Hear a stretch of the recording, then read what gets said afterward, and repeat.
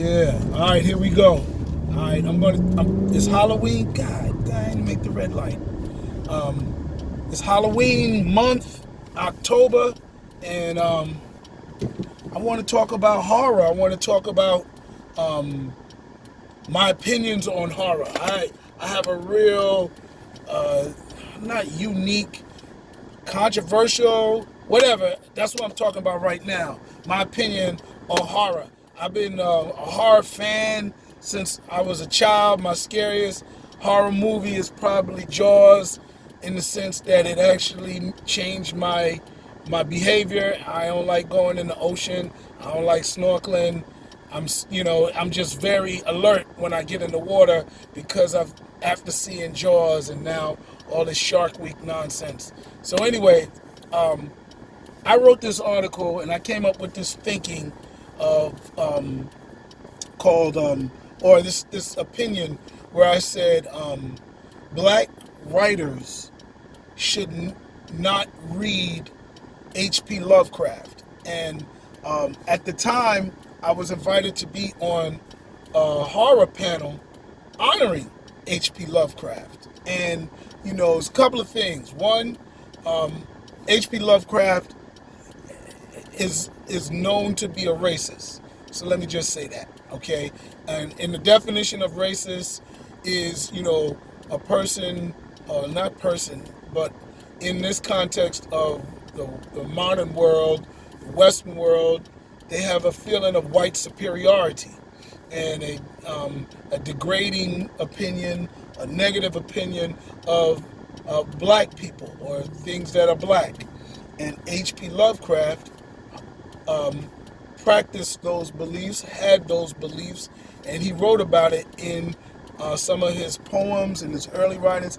I even think in his life, he lived a life that supported racist beliefs. So that's one reason. Now, that may not disqualify black writers from reading H.P. Lovecraft, because I'm not going through everybody that wrote a book to find out whether they like black people or not. I'm just not going to do it. However, now, here comes the thing. I think the reason why I say black writers and not white writers, not, necessarily, well, not white writers. I'll expand it and say not even Asian writers, but particularly black and black American writers, because he's hailed as a very elder statesperson, pioneer of horror. His concept of Cthulhu, I'm probably saying it wrong, but I'm trying to give it respect, not being disrespectful. But he also came up with the concept of necromancers, resurrecting the dead, controlling the dead. More than just Frankenstein, Mary Shelley's Frankenstein's monster was uncontrolled. But she, Dr. Frankenstein would probably be considered a necromancer. Anyway, that is H.P. Lovecraft, H.P. Lovecraftian belief. Damn, I think I missed my turn. Anyway, I believe that there is a African interpretation of spirituality that comes through black American, African American writers, and especially when I write, that is different from what other cultures write from, right? Okay, so I'm an African American, so I have an American experience which is vital and crucial to me. It's an experience in slavery, and it's experience in Americas, right? From Brazil all the way up, through the Caribbean to where we are here in North America. It comes with an awareness of that. And it comes with a heavy Western understanding. I mean, I was raised Christian, so that's very Western, Baptist Christian, okay? one of the European denominations. So I'm very intimate with the culture. I'm very intimate with the beliefs of the Western theology. Okay, I wasn't raised in a mosque with a Quran, so I don't have Middle Eastern, Arabian concepts, or even if the Quran written in North Africa, North African concepts. I have, King James Version. Okay, that's it. All right, so and in that mindset, H.P. Lovecraft is king. That's his world. You understand? He conquers the world of interpreting things through that King James Christian theology. And I, as an African American, also have an African experience. And an African, let's not say experience. I mean, I didn't go to Africa until I was 20 or maybe 19. I think 19 or 20. Okay? And my African experience or knowledge is all taught and learned. So it's not like I grew up in an African household. However, Papa, okay, whatever difference a black family has from a white family is an African factor. So whatever it is, when Ryan Coogler, he talked about he went to South Africa and the way the people organized themselves at the barbecue or the picnic or whatever the house party it was, and he reminded him of just like the house parties that he had back in America. That's our Africanness coming through our American experience. That's why, and there's other examples of that. I mean, breakdancing, our speech patterns, but I'm not going to get into all of that. All I can say is, when I was in college, my favorite grandmother, okay, or the grandmother that I was closest to, because all my grandparents divorced and remarried, so I had 8 grandparents. Actually 9, because 1 died and my grandfather married again. So I had 9 grandparents, 8 living, or 8 that I got to know. Anyway, when my closest grandmother passed away, I remembered knowing it. I was in college and I felt something, felt real good. Felt like I took a bath, right? And I woke up the next morning, didn't wake up in the middle of the night, I felt it. And when I woke up in the next morning, I called my mother and said, yo, what's up with grandma? And I know she had one of her legs, or actually I think she had both her legs amputated, right? And my mother said my grandmother had passed. So to me, I interpreted that as I had an experience with her spirit. Her spirit was coming through me and saying, yo, it's all right, it's all good. Yo, peace, I'm see you later, I love you. Whatever it is, I interpreted for those many things. And it didn't scare me. After that, I stopped really thinking the devil was this big bad guy, this thing to be scared of. And I started to believe that if there was a devil, or whatever it was, and I stopped believing in that years later, that my grandmother would be protecting me. My grandmother would be like, yo, leave him alone, get the fuck out of here. I'm sorry, I didn't mean to curse.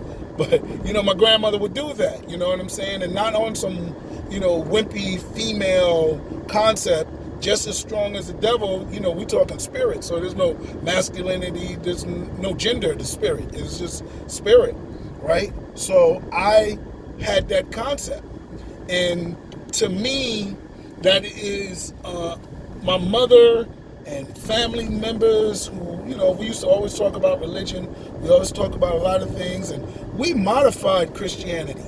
So to me, my modified Christianity, or my spirituality that I manifested through Christian concepts, like what people say when in Haiti they synchronize, whatever I synchronize with my understanding of spirituality, it is what it is. Now, when I say you shouldn't read H.P. Lovecraft, I think because you need, as a writer or African American writer, an opportunity to grow into your own thinking, your own interpretation of things.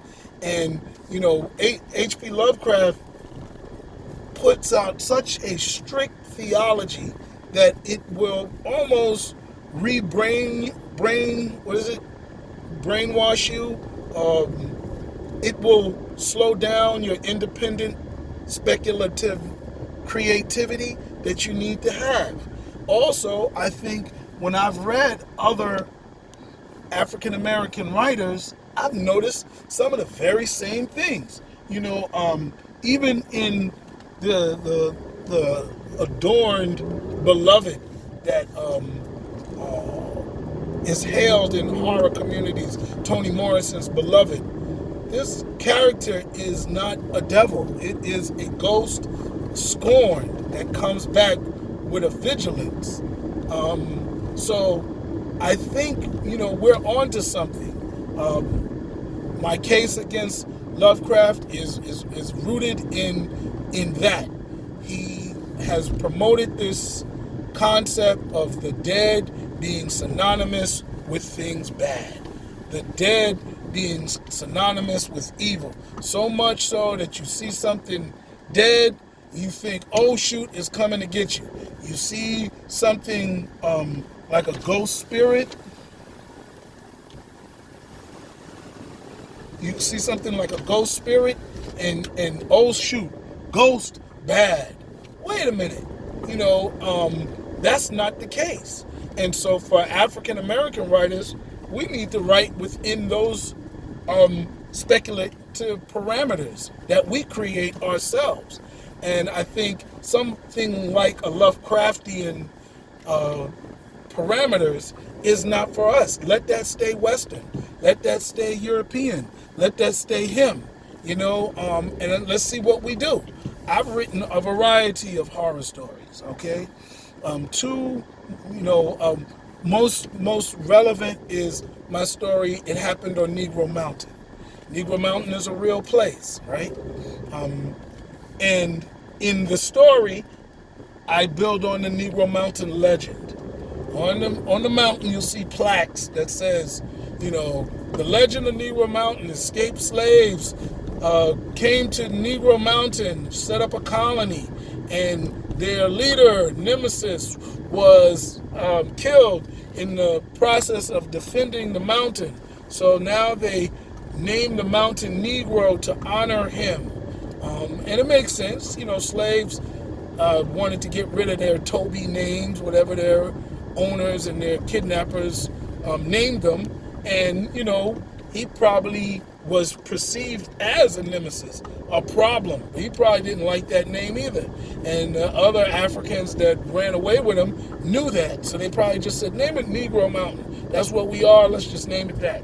Or, the Native Americans or whoever, knew they lived up in that mountain just said, that's where the Negroes are.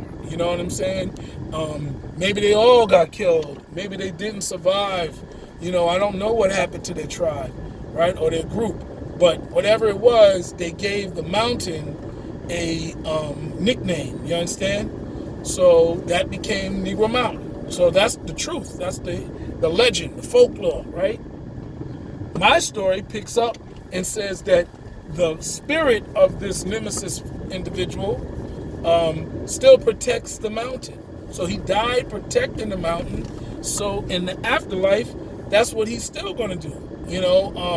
I think after Harriet Tubman died, she protected slaves, former slaves, because she wanted everybody to be free. So I'm pretty sure she wanted to make sure they lived comfortably in their freedom, and her spirit protected them.